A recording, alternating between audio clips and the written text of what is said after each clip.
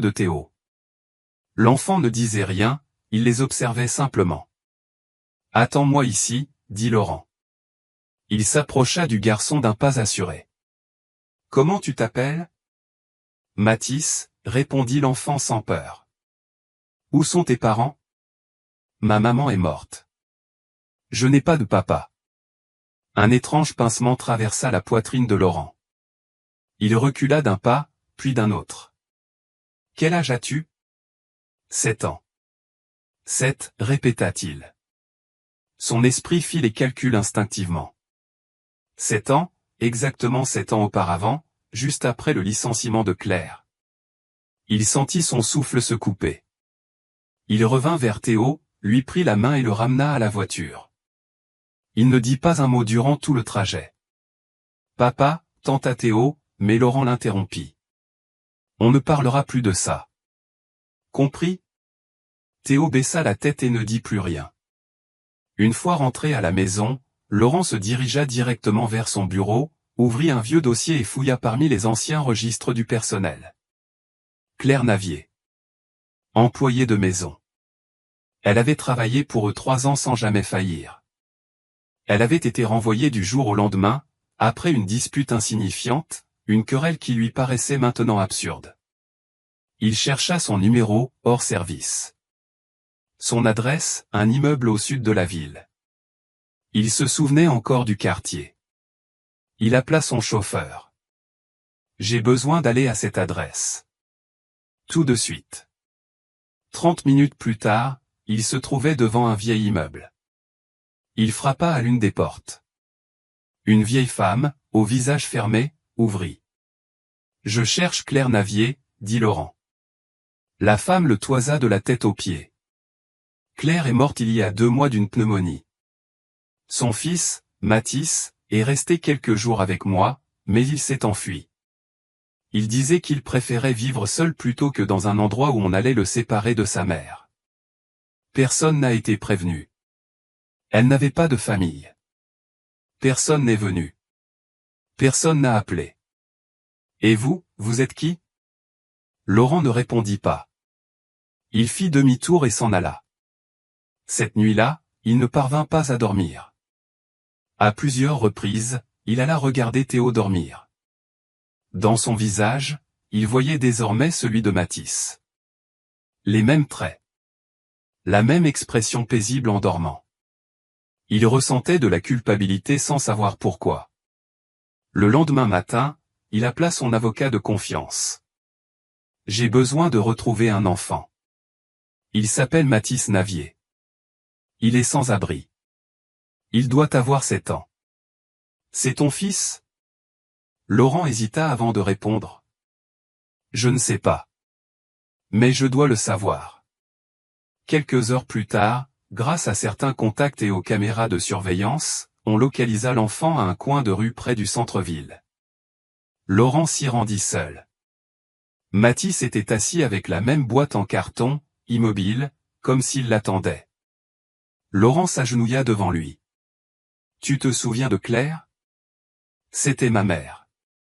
Tu travaillais chez nous, il y a des années. Je crois que je suis peut-être ton père. » Mathis ne répondit pas. Il le regarda simplement. Un silence pesant s'installa entre eux. « Je peux t'emmener faire quelques examens, juste pour connaître la vérité. Je ne pars pas avec des inconnus. » Tu as raison. Alors, est-ce que je peux t'apporter à manger ? Mathis hésita, puis acquiesça. Ils mangèrent des tacos dans une échoppe toute proche. Ce fut le repas le plus inconfortable que Laurent ait eu depuis des années. Mais Mathis mangeait comme s'il n'avait rien avalé depuis plusieurs jours. « Où dors-tu ? » Là où on ne me chasse pas. Laurent serra les mâchoires. « Tu peux venir dormir à la maison ce soir. » Mathis le regarda avec méfiance. « Tu vas m'emmener quelque part avec des policiers ? » Non, je te le promets. Après quelques secondes, Mathis hocha la tête. Laurent appela son avocat. Il devait entamer une procédure de garde d'urgence et faire un test ADN. Théo les attendait à l'entrée. Lorsqu'il vit Mathis, il sourit jusqu'aux oreilles. Je t'avais dit que tu étais mon frère. Mathis ne répondit pas, baissa simplement les yeux et entra lentement. Laurent referma la porte. Il ne savait pas ce qui allait se passer, mais il savait une chose, il ne pouvait pas ignorer ce regard. « Pourquoi l'as-tu renvoyé ?» demanda Laurent sans lever les yeux du dossier ouvert sur son bureau. Il s'adressait à Camille, l'ancienne gouvernante de la maison. Elle avait travaillé pour lui pendant de longues années et connaissait bien Claire. « Ce n'est pas moi qui l'ai renvoyé, monsieur. C'est vous. Même si ce n'était pas vraiment pour quelque chose de grave. Explique-moi. » C'était à cause d'une dispute idiote. Claire vous avait reproché quelque chose que vous aviez dit sans réfléchir. Je crois qu'elle était très sensible à cette époque. Ensuite, vous vous êtes énervé et lui avez demandé de partir. Laurent ferma les yeux un instant. Il se souvenait vaguement de ce jour-là, une plainte à propos d'un désordre, des cris, puis le silence. Elle a essayé de me contacter ensuite? Camille hésita. Je crois que oui. J'ai vu quelques lettres dans le bureau, mais elles ne sont jamais arrivées jusqu'à vous. L'assistante de l'époque, Paul, les a jetées à la poubelle. Elle disait que vous n'aviez pas de temps pour ces drames. Laurent resta sans voix. Paul, toujours froide, toujours soucieuse de son image. Et lui, trop occupé pour remarquer ce qui se passait autour de lui. Tu savais qu'elle était enceinte? On s'en doutait, mais elle ne l'a jamais confirmé. Elle est partie vite. Personne ne l'a revue. Laurent referma le dossier violemment. Ça suffit. Quelques heures plus tard, son avocat l'appela. Nous avons obtenu un rendez-vous pour le test ADN demain à 9 h. Nous lançons également la demande de garde temporaire dans des circonstances exceptionnelles. Mais nous aurons besoin de preuves du lien biologique. Nous les aurons bientôt, répondit Laurent. Cette nuit-là, Mathis dormit dans la chambre d'Amy. Il ne dit pas un mot, ne mangea presque rien, ne laissa personne s'approcher de lui sauf Théo. Laurent les écoutait depuis l'entrebâillement de la porte. « Tu avais des jouets dehors, toi ?» demanda Théo. « J'avais une petite voiture, mais on me l'a prise. Je peux t'en prêter une. Mais ne la casse pas. Je ne suis pas idiot. Je n'ai pas dit ça, c'est juste que j'aime beaucoup mes jouets. » Un court silence. Puis Mathis murmura. « Ta maman est morte, toi aussi. » « Oui, quand j'étais bébé. » « Je ne m'en souviens pas. » « Moi, je me souviens de la mienne. Elle me chantait une chanson, mais je n'y arrive plus. » Laurent sentit sa gorge se nouer. Il referma doucement la porte, sans un bruit. Le lendemain matin, Mathis refusa d'aller à l'hôpital. « On ne va pas te prendre beaucoup de sang, c'est juste un petit peu, » expliqua Laurent. « Ça ne va presque pas faire mal, je te le promets. » Mathis croisa les bras. « Et si après tu me mets dehors? Je ne ferai jamais ça. Et si tu m'abandonnes, comme les autres? » Laurent s'agenouilla devant lui. « Regarde-moi dans les yeux. Je ne t'abandonnerai pas. Je veux juste savoir la vérité. Et si tu es mon fils, je ne te laisserai jamais. » Mathis le fixa, puis hocha lentement la tête. À l'hôpital, la procédure fut rapide. Une infirmière prit des échantillons des deux. Mathis ne pleura pas, mais serra les dents pendant tout le prélèvement. En sortant, ils mangèrent une glace en silence. « Et si je ne suis pas ton fils ?» demanda Mathis en regardant son cornet en train de fondre. Laurent le regarda un instant, sérieux. « Ça ne change rien. Tu es là maintenant, et ça ne changera pas. » Mathis ne répondit pas, mais esquissa un sourire, timide, presque invisible. Laurent le vit. Le résultat ne tarda pas. Le laboratoire appela Laurent à midi. « Monsieur Vallet, les résultats sont disponibles. Nous confirmons une compatibilité génétique de 99,9%. L'enfant est bien votre fils biologique. » Il resta silencieux quelques secondes, puis raccrocha sans dire un mot. Il resta immobile devant la fenêtre de son bureau, contemplant la ville d'en haut. Mathis était son fils. Aucun doute. 7 ans à ignorer une vie qui lui appartenait. Ce jour-là, il rentra plus tôt que d'habitude. Mathis jouait dans le jardin avec Théo, avec un ballon. C'était la première fois qu'il le voyait rire. Un rire discret, nerveux, mais sincère. Théo lui lançait la balle doucement, comme s'il avait peur de casser quelque chose de fragile. Laurent s'approcha, Mathis le vit et s'arrêta immédiatement. « J'ai besoin de te parler », dit Laurent d'une voix douce. Mathis le regarda avec méfiance, mais acquiesça. Ils entrèrent dans le salon. Laurent s'assit face à lui. « Aujourd'hui, on m'a confirmé que toi et moi, nous sommes père et fils. » Mathis baissa les yeux. « Je le savais déjà. »« Comment ? » ?»« Maman me le disait. Elle disait que tu ne savais pas, mais que tu étais quelqu'un de bien. Juste occupé. » Laurent sentit un coup dans la poitrine. « Je suis désolé. Je ne savais pas que tu existais. Si tu l'avais su, ça ne m'aurait pas importé. J'ai plus de maman. Et toi, tu n'étais pas là non plus. Je ne veux pas qu'on me prenne en pitié. Je n'ai pas de pitié pour toi. J'ai du respect pour toi. » Mathis leva enfin les yeux, surpris. « Je veux que tu vives ici, avec moi et Théo. Que tu aies ton lit, tes jouets, ton école, ta maison. » « Et si je me comporte mal ?» demanda Mathis à voix basse. « Alors on en parlera, comme un père et son fils. Et si un jour tu te lasses de moi ?» Laurent se leva, marcha jusqu'à lui, puis s'agenouilla devant l'enfant. « Je ne me lasserai jamais de toi. » Mathis avala sa salive, ne répondit pas, mais hocha la tête en baissant les yeux. Le lendemain, l'avocat arriva avec les papiers. La garde provisoire fut accordée pour 6 mois, sous surveillance. Ensuite, on pourra demander la garde définitive, demanda Laurent. Oui, si tout est fait dans les règles. Mais sachez que l'opinion publique va réagir. Il y a déjà des rumeurs. Les médias sont au courant. Alors qu'ils apprennent la vérité de ma bouche. Laurent décida d'accorder une interview exclusive. Il voulait maîtriser le récit, non pas comme un scandale, mais comme une vérité assumée avec dignité. Le journaliste le regarda, stupéfait, pendant l'enregistrement. « Vous admettez avoir eu un enfant hors mariage et ne l'avoir su que récemment ? » ?»« Oui. Et je l'admets, parce que le taire serait continué à commettre la même erreur. Vous n'aviez pas conscience de son existence, mais maintenant que vous le savez ? Je ne l'ignorerai pas.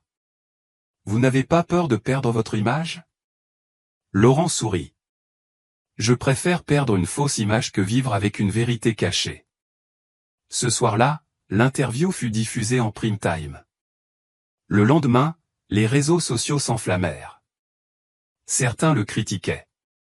D'autres le félicitaient, mais ce qui le bouleversa le plus, ce fut ce qu'il trouva sur le seuil de sa maison, une boîte contenant des dessins, une lettre pliée et une photo de Claire serrant un bébé dans ses bras. La lettre lui était adressée. « Si jamais tu lis ceci, c'est que tu as réussi à retrouver Mathis. Je veux seulement que tu saches que je n'ai jamais voulu faire de mal. Je voulais seulement qu'il sache qui il était. Ne me déteste pas de ne pas avoir insisté davantage. La peur et la honte m'ont réduite au silence. » Laurent tenait la photo d'une main tremblante. Mathis, à ses côtés, l'observait en silence. « C'est elle qui a écrit ça ?» demanda-t-il. « Oui », répondit Laurent sans quitter la photo des yeux. Mathis ne dit rien, mais s'approcha, posa sa tête sur l'épaule de Laurent et murmura. « Merci de m'avoir trouvé. » Mathis se réveilla en sueur. Il avait encore rêvé de sa mère, la même scène. Elle toussait, allongée dans son lit, les mains froides. En ouvrant les yeux, il vit le plafond blanc de sa nouvelle chambre et, pendant un instant, il ne sut plus où il était. Puis il se souvint, la grande maison, le nouveau papa, Théo. Il se leva avec précaution, sans faire de bruit, et marcha pieds nus dans le couloir jusqu'à la cuisine. Il y trouva Laurent en train de boire du café, les yeux rivés sur son téléphone. Bonjour, dit Mathis à voix basse.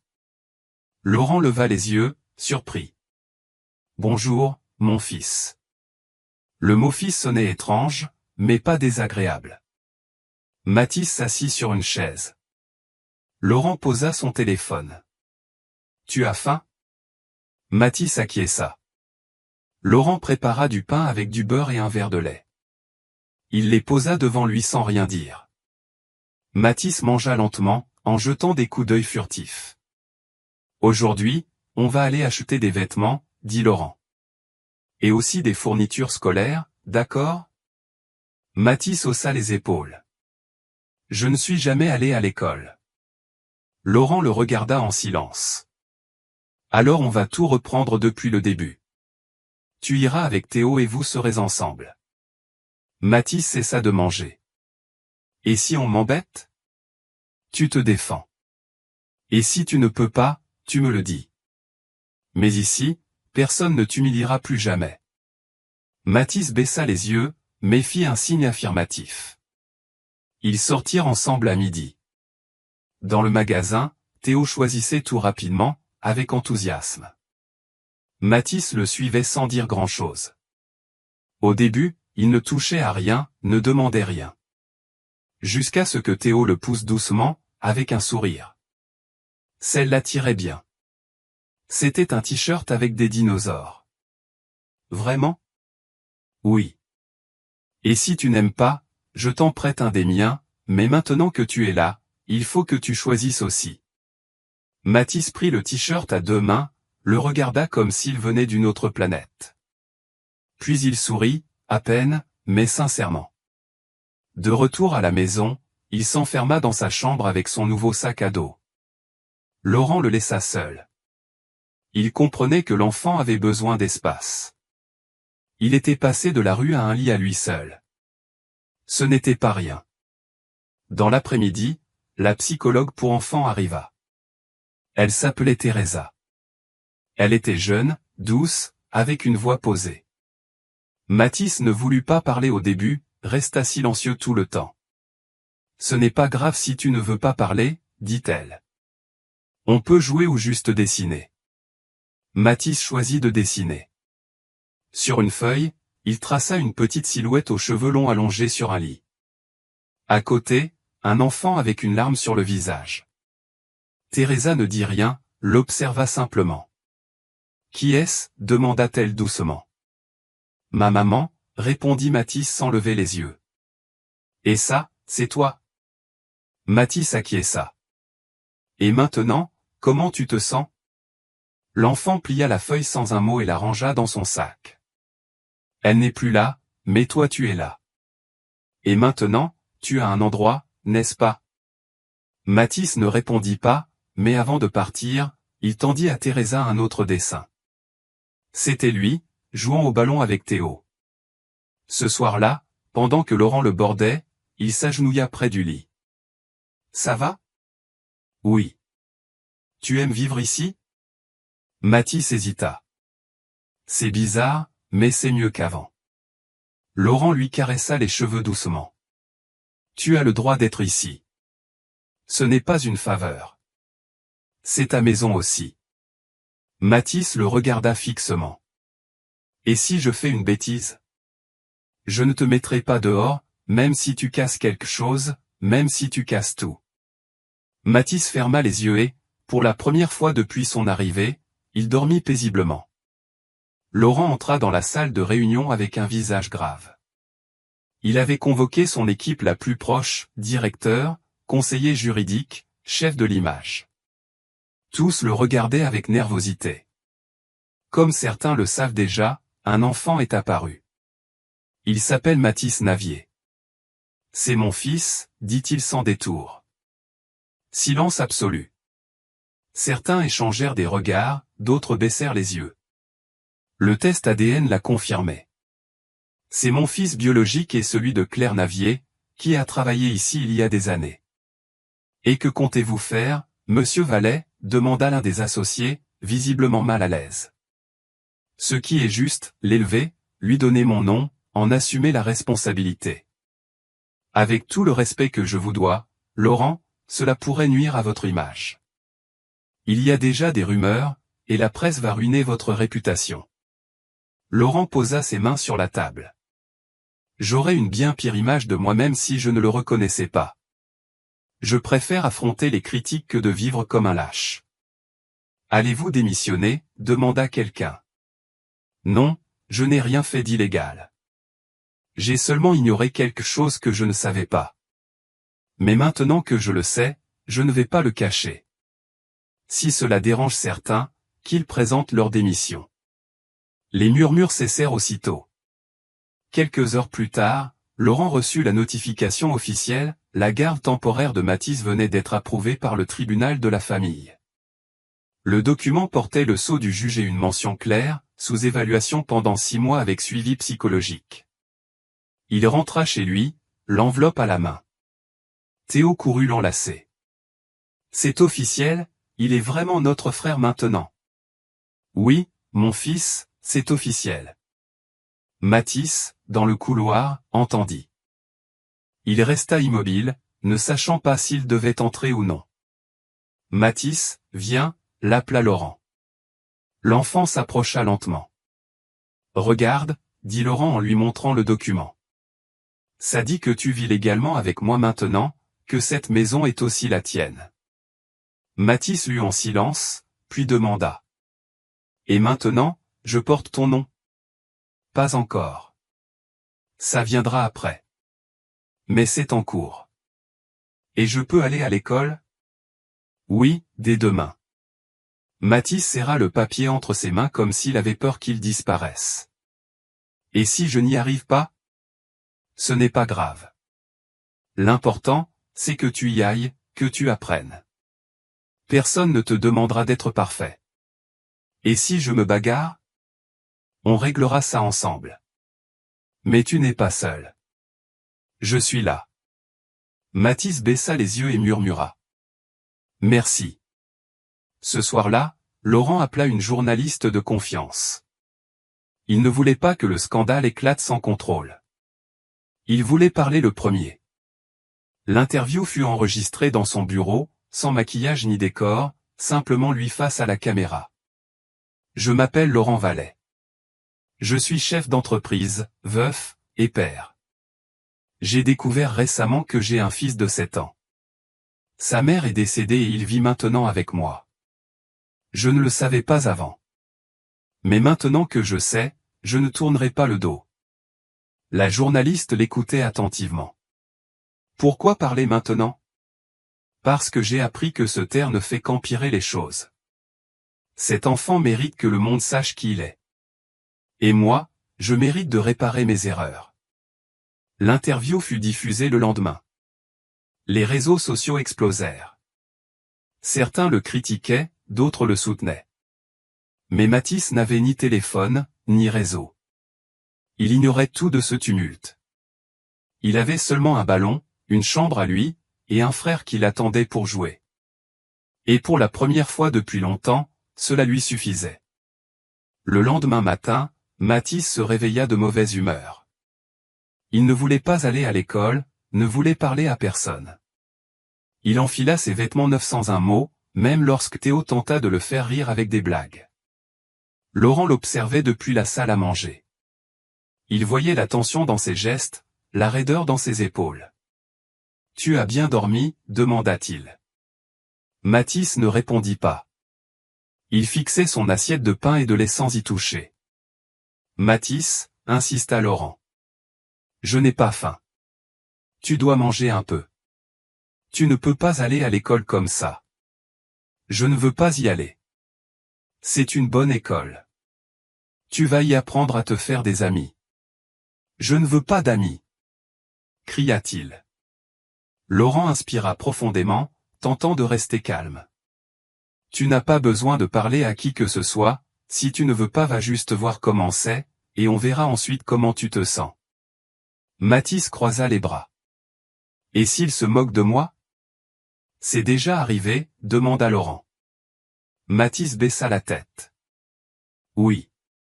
Laurent s'agenouilla devant lui. Personne ne se moquera de toi ici. Et si cela arrive, tu me le dis. d'accord? Mathis ne répondit pas, mais il accepta de prendre son sac à dos. Sur le chemin de l'école, il resta silencieux. Théo, lui, n'arrêtait pas de parler. Ma maîtresse s'appelle Mariana. Elle est gentille. Parfois, elle me donne des bonbons si je lis bien à voix haute. Tu vas bien l'aimer. Mathis l'écoutait d'un coin de l'œil, sans le regarder directement. À l'entrée, plusieurs enfants les fixèrent. Certains chuchotaient.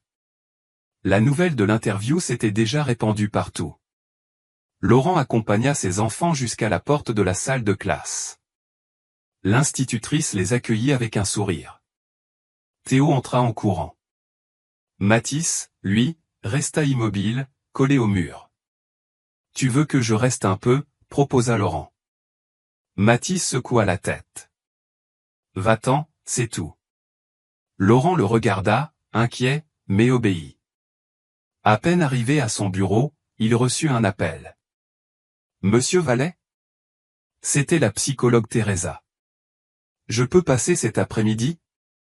J'aimerais reparler à Mathis. » « Bien sûr, aujourd'hui même. » Quand Mathis rentra de l'école, il jeta son sac au sol et s'enferma dans sa chambre. Théo voulut le suivre, mais Mathis lui ferma la porte au nez. Laurent frappa doucement. « Teresa est ici. » Mathis ouvrit au bout d'un moment. La psychologue entra sans un mot. Ils s'assirent par terre, une boîte de crayons et quelques feuilles entre eux. « Comment s'est passée ta journée ? » « Mal. »« Pourquoi ? » Tout le monde me regarde bizarrement. Comme si j'étais. Une dame m'a dit que j'étais l'enfant du scandale. Teresa garda un ton calme. Que as-tu ressenti en entendant cela ? Que je n'avais pas ma place ici. Pourquoi ? Parce que je ne suis pas comme eux. Eux, ils ont une maman. Eux, ils vivent ici depuis toujours. Moi je ne m'intègre pas. Laurent écoutait depuis la porte, sans oser entrer. Mathis, s'intégrer n'est pas ce qu'il y a de plus important, dit Teresa. Ce qui compte, c'est de savoir que tu as une place où l'on t'aime, même si tu ne peux pas encore y croire. Mathis la regarda les yeux humides, mais ne pleura pas. Et si je repartais ? Où ça ? Je sais pas. Nulle part. Tu n'as pas besoin de partir, dit une voix derrière lui. C'était Laurent. Ici, c'est chez toi. Même si c'est dur, même si ça fait mal, c'est chez toi. Mathis ne répondit pas. Il se leva, alla jusqu'au lit, se couvrit d'un drap et resta là, en silence. Teresa rangea ses affaires. Laurent l'accompagna jusqu'à la porte.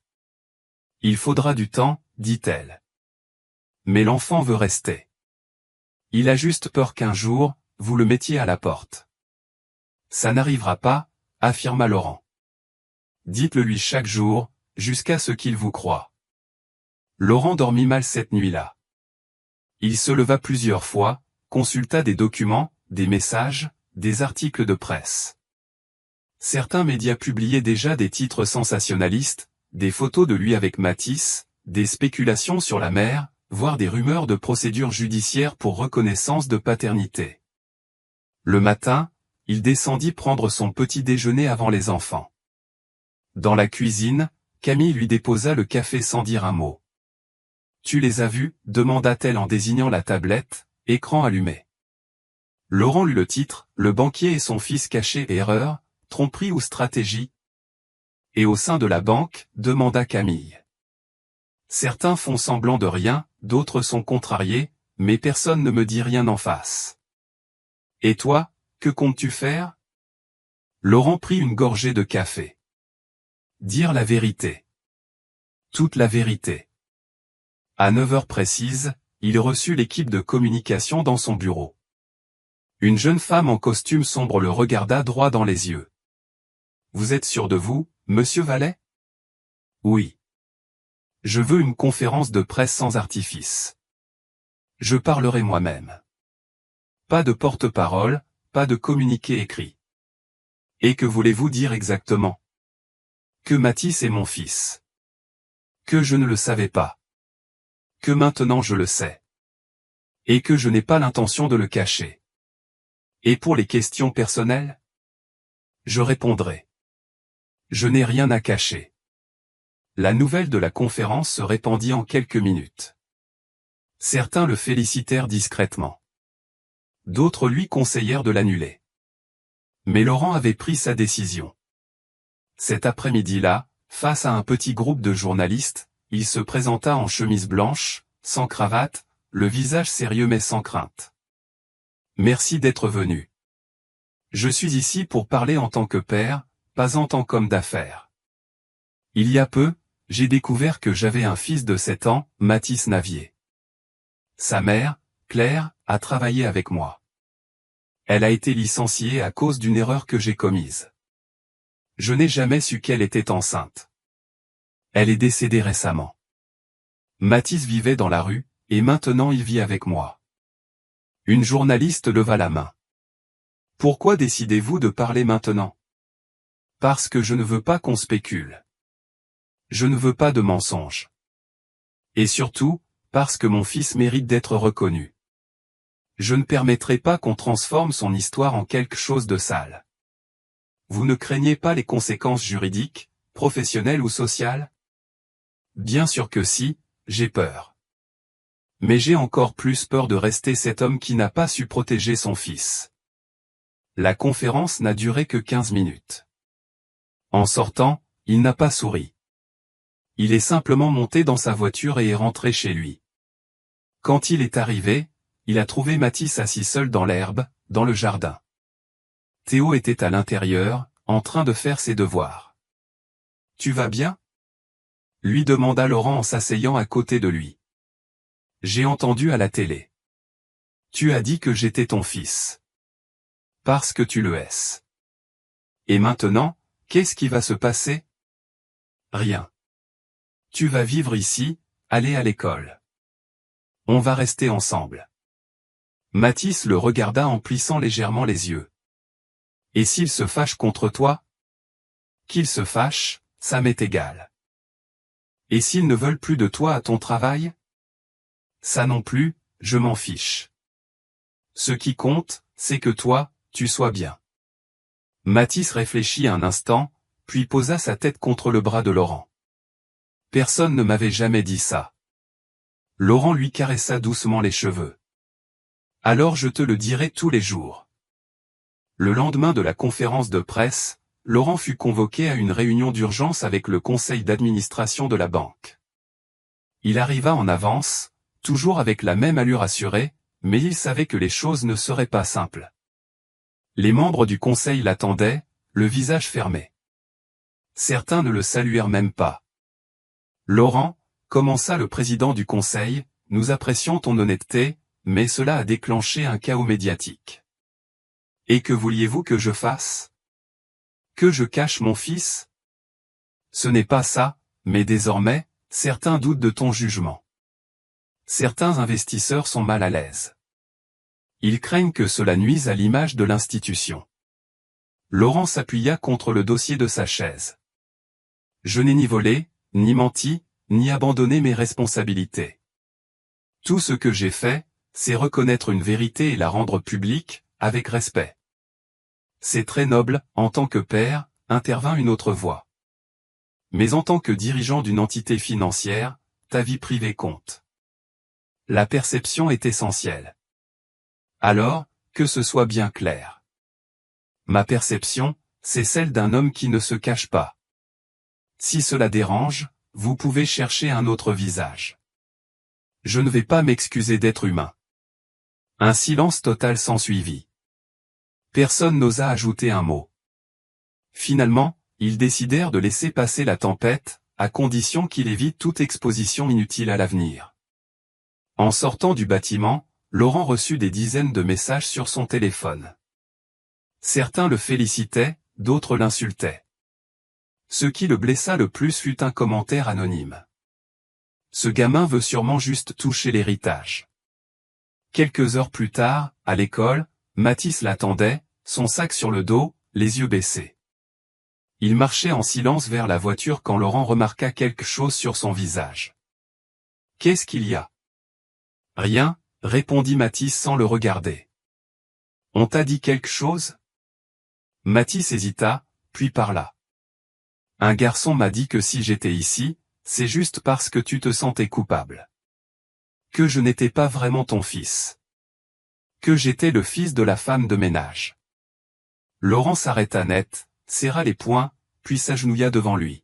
« Et toi, qu'est-ce que tu as dit ?»« Rien. » Je suis resté silencieux.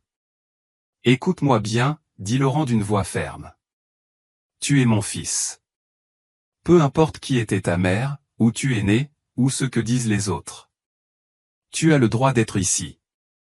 Pas par pitié, mais parce que tu fais partie de cette famille. » Mathis le fixa. Pendant un instant, il sembla sur le point de pleurer, mais il se contenta d'acquiescer. Ce soir-là, après le dîner, Théo entra dans la chambre de Mathis avec 2 livres à la main. « Tu veux qu'on lise ensemble ?» Mathis hésita. « Tu crois pas ce qu'ils disent ?»« Qu'est-ce qu'ils disent ?»« Que je devrais pas être ici. Que toi et moi, on n'est pas vraiment frères. » Théo haussa les épaules. « Je m'en fiche. T'es mon frère parce qu'on vit ensemble, qu'on joue ensemble, et que papa dit qu'on est une famille. C'est suffisant pour toi ?» Mathis esquissa un sourire. « Oui, ça me suffit. » Ils s'assirent sur le lit, dos à dos, et commencèrent à lire. Laurent les observait depuis le couloir, en silence, les yeux embués. Malgré toutes les difficultés, il savait au fond de lui qu'il faisait ce qu'il fallait. Ce matin-là, Laurent reçut un court message de Camille. « Quelque chose est arrivé. Ça t'attend dans le salon. » Il s'y rendit aussitôt et trouva sur la table une vieille boîte en carton avec son nom écrit à la main. À l'intérieur, une clé USB et une lettre. « Laurent, voici ce que j'ai voulu te dire. Claire. » Les mains tremblantes, Laurent connecta la clé à son ordinateur. Un fichier vidéo intitulé « Pour toi » apparut à l'écran. Il fit un double clic. Claire apparut dans une pièce modeste. Son visage trahissait la fatigue, mais sa voix était ferme. « Bonjour, Laurent. Si tu regardes ceci, c'est que tu as retrouvé Mathis. Je veux que tu saches que je ne cherchais ni argent ni coupable. Je voulais seulement te dire que tu as un fils qui a besoin de toi. Je n'ai pas eu la force de continuer à te chercher, mais j'ai toujours espéré qu'un jour, d'une manière ou d'une autre, tu connaîtrais la vérité. » Laurent serra les poings. Ses doigts s'enfonçaient dans la table. « Il est gentil, » poursuivit Claire. « Il a ton sourire et ta voix. Ne l'ignore pas. Ne laisse pas sa vie devenir une ombre.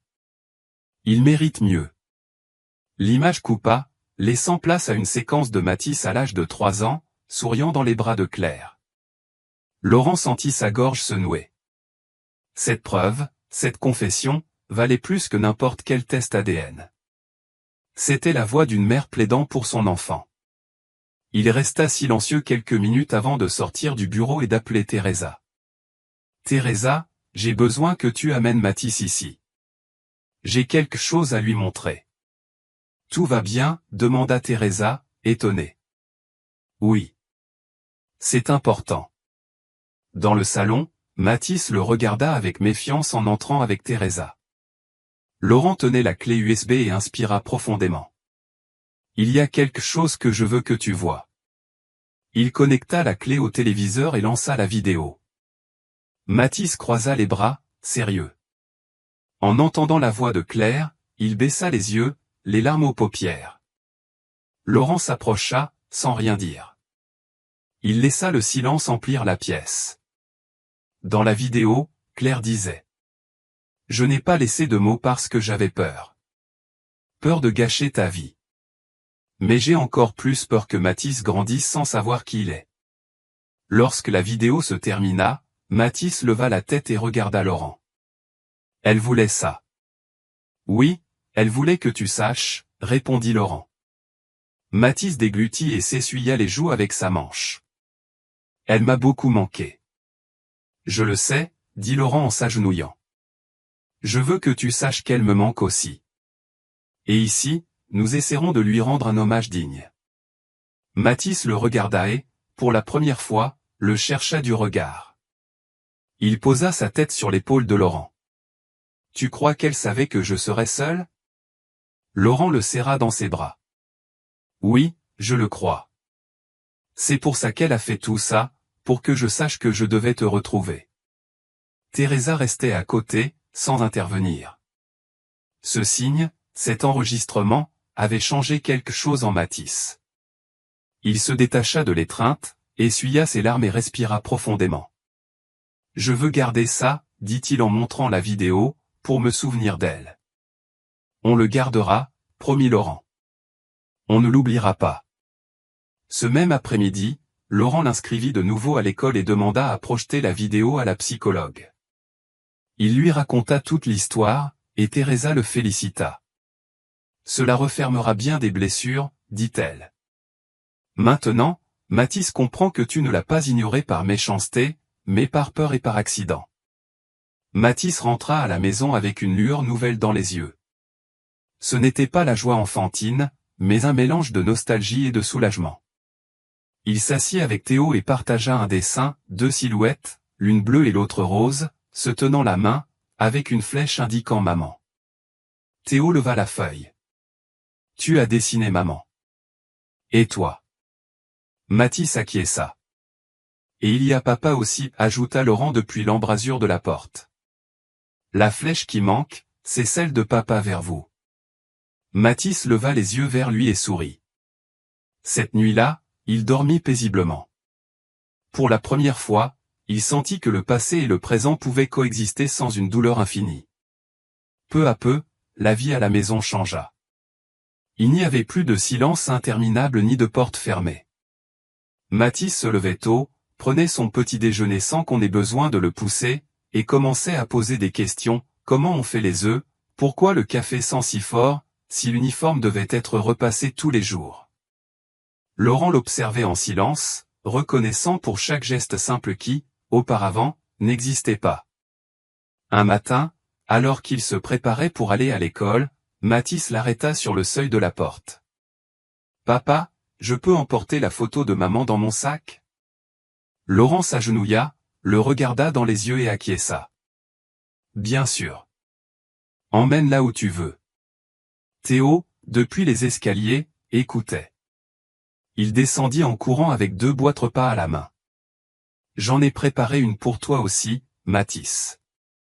Je ne sais pas si tu aimeras le sandwich. » Merci, répondit Mathis, surpris. « J'aime tout ce qui est avec du pain. » Le trajet jusqu'à l'école se déroula paisiblement, pour la première fois. Tous les 3 riaient ensemble dans la voiture. Laurent ne parlait pas beaucoup, mais il écoutait attentivement et cela suffisait. À leur arrivée, plusieurs parents chuchotaient. Les regards se tournaient vers eux, les murmures aussi. Mais Mathis ne se cachait plus derrière Théo. Il marchait droit, le sac sur l'épaule, la tête haute. À l'entrée de la classe, une fille s'approcha de lui.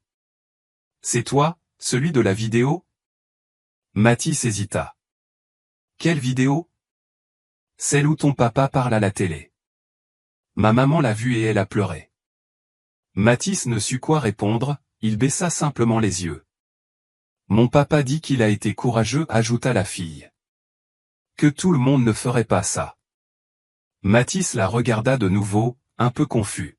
« Courageux, oui. Pour avoir dit la vérité. » Il resta pensif en entrant dans la salle. Pour la première fois, il ne se sentit pas observé avec honte, mais avec quelque chose qui ressemblait au respect. Cet après-midi-là, en rentrant à la maison, une surprise l'attendait. Théo avait préparé une banderole avec des lettres découpées. « Bienvenue officiellement à la maison, Mathis. » Mathis la fixa, puis sourit.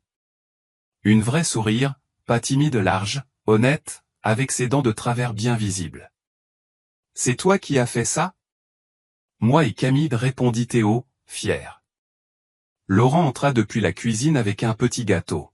« Ce n'est pas ton anniversaire, mais aujourd'hui on fête ton entrée dans la famille. Mathis resta sans voix. Il accepta un morceau de gâteau sans savoir s'il devait rire ou pleurer. Ça arrive souvent ici? Demanda-t-il. Non, répondit Laurent, seulement quand quelque chose de bien arrive. Ce soir-là, après le dîner, Mathis s'assit dans le salon avec Théo pour faire un puzzle. Laurent, depuis son bureau, les observait tout en lisant des rapports. Soudain, Mathis leva la voix. « Papa, est-ce que tu avais peur d'avoir un autre fils ?» Laurent le regarda, surpris. « J'avais peur de ne pas y arriver, de ne pas être à la hauteur. De venir trop tard. Mais tu es venu. » Laurent s'approcha, s'assit à côté d'eux et plaça une pièce au bon endroit. « Oui, je suis arrivé tard.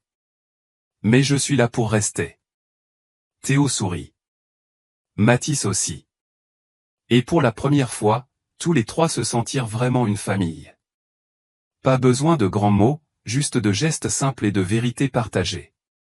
Le samedi matin, Mathis se réveilla tôt, marcha pieds nus jusqu'à la chambre de Laurent, frappa doucement à la porte et attendit.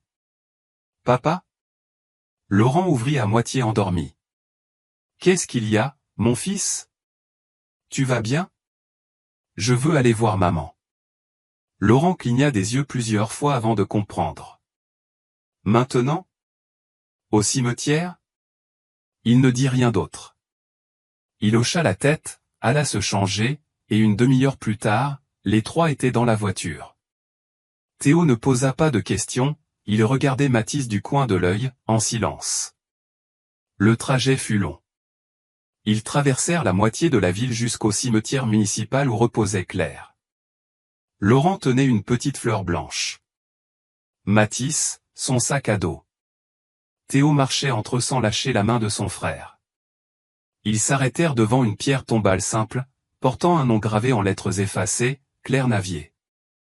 Mathis s'agenouilla lentement. Il sortit de son sac une feuille pliée, celle sur laquelle il avait dessiné sa mère. Il la posa délicatement sur la terre. « Bonjour, maman, » murmura-t-il. « Je suis venu te voir. J'ai amené papa et mon frère. » Laurent resta quelques pas en arrière, le regard fixé au sol. Théo s'agenouilla en silence à côté de Mathis. « Tu me manques ?» poursuivit Mathis. « Mais maintenant, j'ai une chambre, des livres, et même une boîte à lunch avec des dessins. Papa me laisse garder ta photo dans mon sac. Ne t'inquiète pas, elle ne se perdra pas. » Laurent s'approcha lentement et déposa la fleur blanche sur la tombe. « Pardon, » murmura-t-il. « Pardon de ne pas avoir su, de ne pas avoir été là. Mais je vais veiller sur lui, Claire, je te le promets. » Mathis le regarda. « Tu l'aimais bien, hein ?» Laurent ne s'attendait pas à cette question. Il mit un moment à répondre. « Oui, je l'aimais beaucoup. Mais je ne savais pas comment gérer les choses, et j'ai tout gâché. Mais maintenant tu es là. Oui, et je ne partirai plus. » Ils restèrent silencieux encore quelques minutes. Mathis sortit un petit caillou de sa poche et le posa à côté du dessin. « C'est pour que le vent ne l'emporte pas. » Sur le chemin du retour, personne ne parla jusqu'à ce qu'il soit de nouveau sur la route. Théo fut le premier à rompre le silence. « Tu crois que maman est au ciel ?» Mathis réfléchit un instant. « Je ne sais pas, mais je crois qu'elle peut nous voir. » Laurent esquissa un léger sourire en gardant les yeux sur la route. « Et si elle peut nous voir, elle est sûrement fière, » ajouta Théo, « même si j'ai dormi dans la rue. »« Surtout pour ça, » répondit Laurent, « parce que tu as survécu, parce que tu es arrivé jusqu'ici. » Mathis baissa la vitre. Le vent frappait son visage, mais ça ne le dérangeait pas. Il se sentait plus léger, comme si quelque chose en lui avait enfin trouvé la paix. Ce soir-là, Mathis demanda quelque chose qu'il n'avait jamais demandé auparavant. « Je peux mettre une photo de maman dans le salon ?» Laurent n'hésita pas. « Bien sûr que oui. » Ils en cherchèrent une dans la boîte à souvenirs et l'encadrèrent ensemble. Ils la posèrent sur la cheminée, à côté d'une petite plante que Mathis avait rapportée de l'école. Théo la regarda attentivement. Elle est belle. Elle l'était, répondit Mathis avec un sourire doux mais assuré. Laurent les observait depuis le canapé. Cette image, la photo sur la cheminée, les deux garçons qui riaient, et ce silence sans douleur, c'était tout ce dont il avait besoin pour comprendre que, même si le passé ne pouvait être changé, le présent, lui, pouvait encore être réparé. Laurent regarda sa montre pour la 5e fois. La salle à manger était prête, la table dressée, les assiettes parfaitement alignées.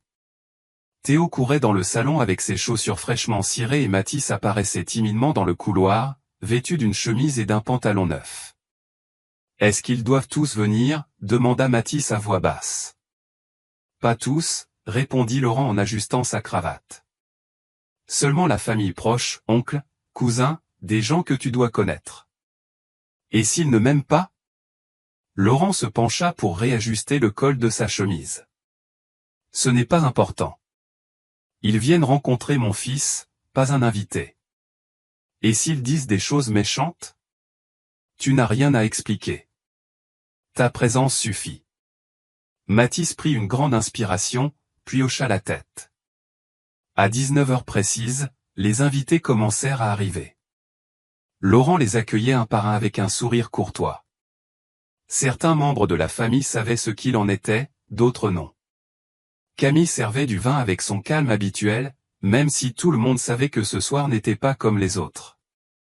Quand Mathis entra dans la salle à manger avec Théo, le silence fut immédiat, les regards aussi. « C'est lui ?» chuchota une tante. « Oui », répondit une autre sans détour. Laurent prit la parole avec assurance. « Famille, je vous présente Mathis. C'est mon fils, et il vit avec nous depuis quelques semaines. Ce qui s'est passé avant n'a plus d'importance. Ce qui compte, c'est qu'il est ici maintenant, et qu'il fait partie de cette maison. » Un jeune cousin applaudit timidement. D'autres esquissèrent un sourire poli. Mais tante Camille, la plus âgée, au regard perçant et à la langue bien pendue, s'approcha un verre à la main. « Et sa mère, c'était qui ?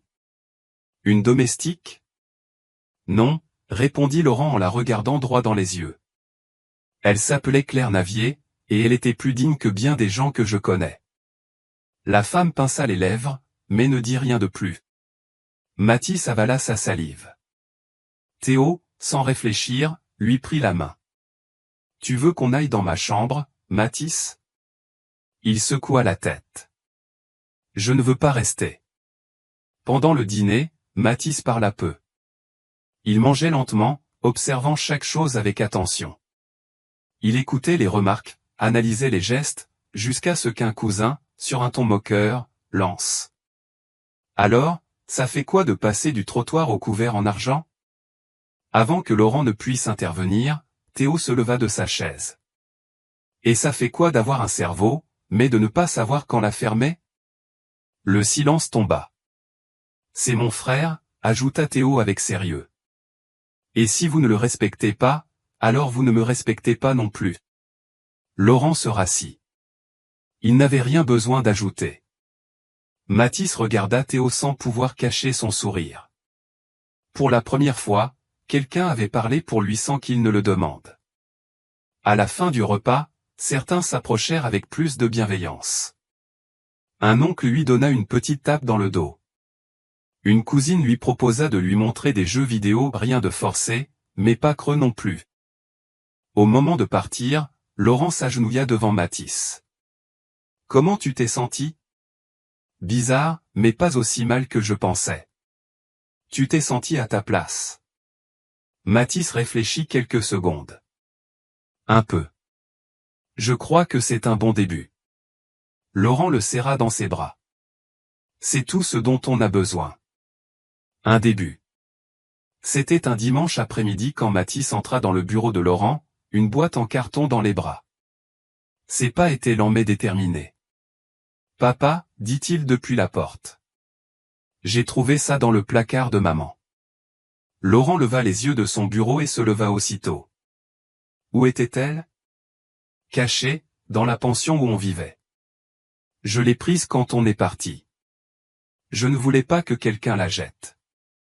Il posa la boîte sur la table. Laurent s'assit en face et commença à en sortir le contenu avec précaution. Des dessins, de vieilles photos, une poupée cassée, un bracelet de fil tressé, et tout au fond, un petit carnet recouvert de papier coloré. Mathis le lui tendit, les mains tremblantes. Il est à elle. Elle écrivait dedans le soir. Parfois je pensais qu'elle parlait toute seule, mais en fait elle écrivait ça. Laurent l'ouvrit. Dès la première page, il reconnut l'écriture de Claire. Si un jour ma voix me manque, je veux que ce carnet parle pour moi. Il tourna les pages avec soin. Il y avait de courtes entrées, certaines datées, d'autres accompagnées de dessins d'enfants. Dans plusieurs, elle parlait de Mathis, ses premiers mots, ses questions, ses peurs. Dans d'autres, elle écrivait sur lui, sur Laurent. Aujourd'hui, Mathis m'a demandé qui était son père. Je lui ai dit que c'était un homme qui ne savait pas qu'il existait, mais que s'il le savait, il viendrait pour lui. Je ne sais pas si j'ai bien fait, mais il avait besoin de croire en quelque chose. Laurent sentit un nœud dans la gorge. Mathis le regardait en silence, attendant. Elle est fâchée contre toi, demanda doucement l'enfant.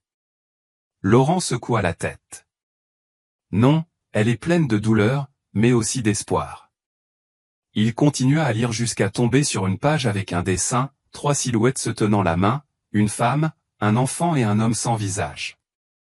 J'aimerais qu'un jour nous puissions être tous les trois, ne serait-ce qu'un instant, même si ce n'est que dans un dessin. Laurent referma doucement le cahier. Merci de m'avoir montré cela, dit-il d'une voix rauque. Je vais le garder toujours près de moi. Mathis ne répondit rien, mais s'approcha et le serra dans ses bras. Ce n'était pas une étreinte rapide ou gênée, mais longue, sincère, comme s'il avait enfin déposé un poids qu'il portait seul depuis longtemps. Ce soir-là, alors que Théo assemblait un puzzle sur le sol du salon, Mathis vint le rejoindre. Ils ne parlèrent pas beaucoup, mais partageaient un silence apaisant. « Tu sais ce que je ferai quand je serai grand ?» demanda Mathis. « Quoi ?» ?»« J'écrirai un livre sur maman, et un autre sur nous, pour que les gens sachent qu'on peut toujours recommencer. » Théo acquiesça sans lever les yeux. « Et que ce n'est pas d'où tu viens qui compte, mais avec qui tu termines. » Laurent les écoutait depuis la cuisine, une tasse de thé entre les mains. Le cahier de Claire était ouvert à la dernière page, posé sur la table. Si Mathis trouve ce cahier, je veux qu'il sache que je l'ai aimé chaque jour, et que son père, même s'il ne l'a pas compris à temps, a le cœur pour bien faire. Laurent referma le cahier et le serra contre sa poitrine. Il n'avait plus besoin de preuves, ni d'explications, ni de justifications. Il avait déjà tout, un passé à honorer, un présent à vivre et un futur porté par 2 petites voix qui donnaient un sens à sa maison. Quelques mois passèrent depuis cet après-midi où Mathis avait remis le cahier de Claire. La routine avait changé du tout au tout. La maison, autrefois silencieuse et impeccablement rangée, résonnait désormais de rires, de sacs jetés à terre, de chaussettes dépareillées et de dessins accrochés au réfrigérateur. Laurent, bien qu'il dirige toujours la banque, rentrait plus tôt, participait à des réunions en visioconférence depuis la maison, et ne ratait plus jamais une remise de bulletin ni une réunion de parents. Ses priorités n'étaient plus seulement des chiffres. Un lundi matin, Mathis dévala les escaliers. « Papa, ils m'ont choisi pour lire à la cérémonie de la journée de la famille. » Laurent posa son café et le regarda avec fierté. « Vraiment ?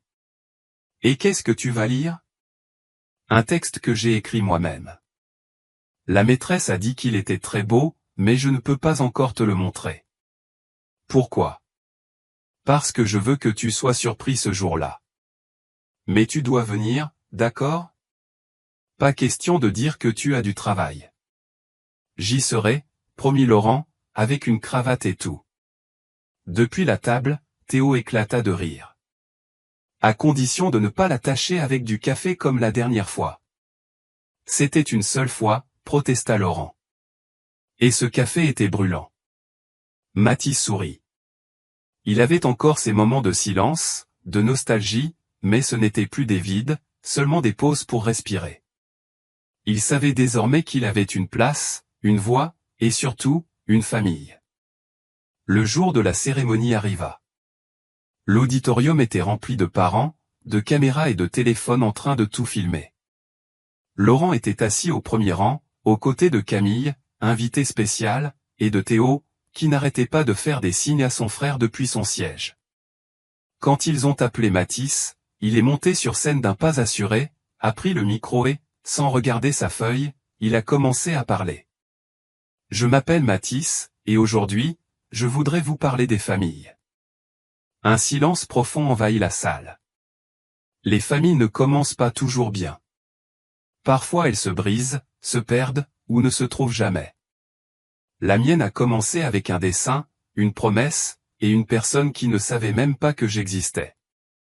Mais il m'a trouvé. Et il ne m'a pas seulement offert un toit et de la nourriture. Il m'a donné un nom, des histoires, et un frère qui me protège, même quand je ne lui demande pas. Laurent avala difficilement sa salive. Il sentait son cœur battre dans sa gorge. Ma mère m'a appris à rêver, et mon père m'a appris à rester. À croire que je n'ai plus besoin de fuir, que je suis enfin arrivé, et que c'est ici ma place. La salle entière éclata en applaudissements. Laurent ne bougea pas. Il fixait son fils les yeux brillants. Mathis descendit de la scène, marcha droit vers lui et le serra dans ses bras. Ça t'a plu?